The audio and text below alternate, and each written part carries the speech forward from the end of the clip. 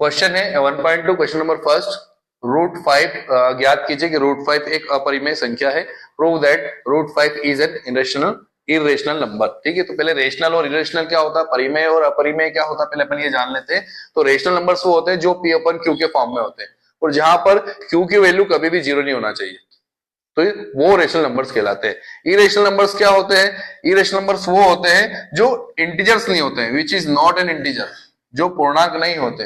पूर्णांक क्या होते हैं, पूर्णांक वो होते हैं जैसे कि आप यहाँ पर जीरो से लेफ्ट साइड चलते हैं तो सारे नेगेटिव इंटीजर्स आते हैं, सारी नेगेटिव संख्याएं आती है, और जो जीरो से राइट साइड चलते हैं तो सारी पॉजिटिव धनात्मक संख्याएं आती है, और इन्हीं से भी संख्याओं को अपन इंटीजर्स कहते हैं।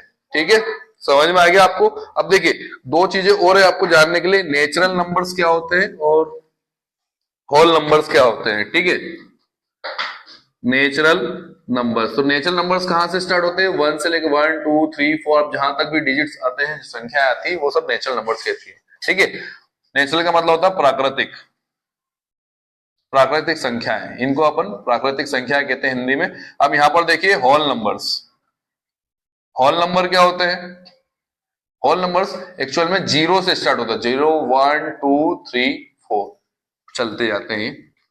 ठीक है, अब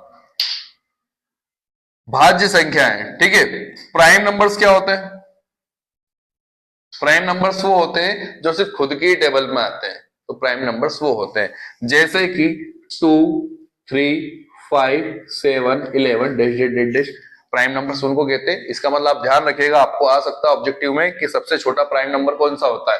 ठीक है, तो सबसे छोटा प्राइम नंबर कौन होता है, 2 होता है। इस बात का आपको ध्यान रखना, बहुत बार कंफ्यूजन में दिक्कत आई थी। और सबसे छोटा होल नंबर कौन सा होता है, तो 0 होता है। ठीक है, सबसे छोटा नेचुरल नंबर कौन सा होता है, 1 होता है। इस बात का आपको ध्यान रखना। प्राइम नंबर को बोलते हैं अभाज्य, अभाज्य संख्या। ठीक है, क्लियर है, ये इधर का पूरा क्लियर है, ये सब चीजें उधर काम में आने वाली है। ठीक है, समझ में आया आपको। मैंने बताया आपको इरेशनल नंबर वो होती है जो इंटीजर नहीं होते हैं, समझ गए आप। इंटीजर नहीं होते तो क्या होंगे वो, √2 √3 √4, या 4 नहीं हो सकता है। ठीक है, √5 √7, ये सभी होंगे जो इंटीजर नहीं होंगे, मतलब माइनस में भी नहीं होंगे, प्लस में भी नहीं होंगे, और ना ही जीरो होगा, तो वो सब क्या कहलाते हैं, इरेशनल नंबर्स कहलाते हैं, अपरिमेय संख्या कहलाती है। अब अपन देखते हो तो क्वेश्चन जो दिया हो आपको कि ज्ञात कीजिए या सिद्ध कीजिए कि √5 एक इरेशनल नंबर है, ये अपरिमेय संख्या है। तो पहले तो अपन क्या करेंगे, लेट करेंगे, माना कि √5 एक रेशनल नंबर है। ठीक है, अपन मान लेते हैं कि √5 क्या है, एक परिमेय संख्या है, तो क्या होगा, लिख देते हैं अपन √5 = a/b, क्योंकि परिमेय संख्या को अपन किस रूप में लिखते हैं, P/Q के रूप में लिखते हैं, तो अपन ने यहाँ पर a/b के रूप में लिख लिया। जहां पर आपको लिखना जरूर, where a and b are coprimes, जहां पर a और b क्या है, को-प्राइम्स है, सह अभाज्य है। सह अभाज्य उनको बोलते हैं जिनके फैक्टर्स सिर्फ 2 होते हैं। कौन से 2 होते हैं, या तो ये खुद ही खुद से डिवाइड होंगे, या फिर ये 1 से डिवाइड होंगे। यहाँ पर भी 7 खुद से डिवाइड होगा या फिर 1 से डिवाइड होगा, इनको बोलते हैं सह अभाज्य। अपन ने यहाँ पर लिख दिया है। ठीक है, ये आपको आगे चलकर काम में आएगा, इसलिए यहाँ पर ध्यान दीजिए कि आपने √5 = a/b लिखा है, where a and b are coprimes, जहां पर a और b सह अभाज्य संख्याएं हैं। मैं अभी आपको रफ नहीं कर रहा हूँ, आपको ध्यान रखना। ठीक है, अब अपन क्या करेंगे, स्क्वायरिंग बोथ साइड, दोनों साइड स्क्वायर करेंगे, क्योंकि इसका रूट हटाना आपको, तो दोनों साइड अपन स्क्वायर कर देंगे, दोनों पक्षों में वर्ग करने पर हिंदी में। ठीक है, तो √5 का स्क्वायर हो जाएगा =a/b का होल स्क्वायर हो जाएगा। अब जैसे यहाँ से इसके स्क्वायर का कारण इसका रूट हट जाएगा यहाँ पर, तो यहाँ पर ये 5 बाहर आ जाएगा, ये ब्रैकेट हटेगा तो ये जो स्क्वायर है इन दोनों के ऊपर जाएगा, तो ये हो जाएगा a², ये हो जाएगा b²।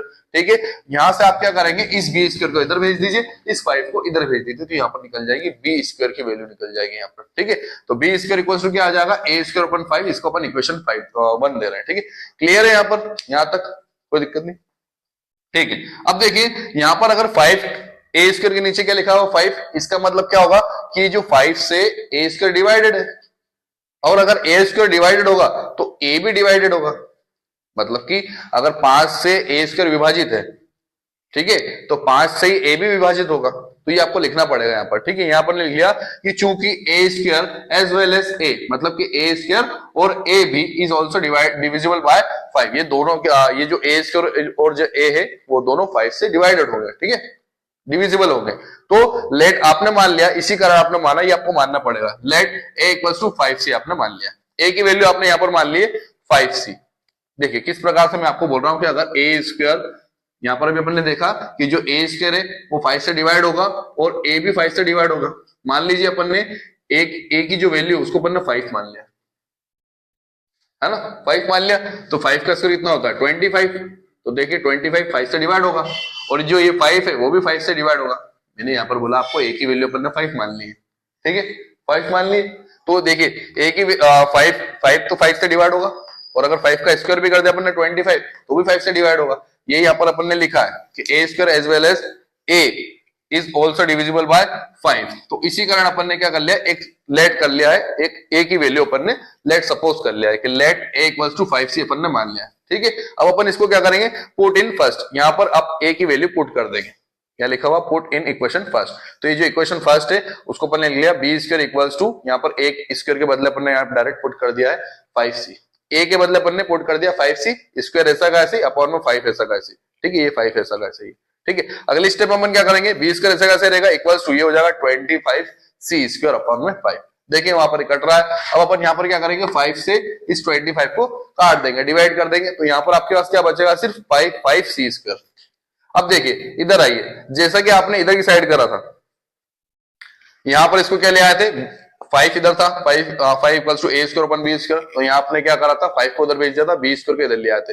अब उधर भी आप क्या करेंगे, यहाँ पर जो आपने जो लेट सपोज किया सी जो सपोज किया 5c सपोज किया, तो आप क्या करेंगे इसको सी के बराबर में लेकर आ जाएंगे इन वैल्यूज को। यहाँ तक अपन निकल लिया B square equals to 5c square, तो आप क्या करेंगे इस 5 को उधर भेज देंगे और यहाँ पर सी स्क्वायर की वैल्यू आ जाएगी आपके पास में, ठीक है। यहाँ पर आपको बी स्क्वायर की वैल्यू निकालना है, यहाँ पर आपको सी स्क्वायर की वैल्यू निकालना है, बस आपको ये ध्यान रखना है, ठीक है।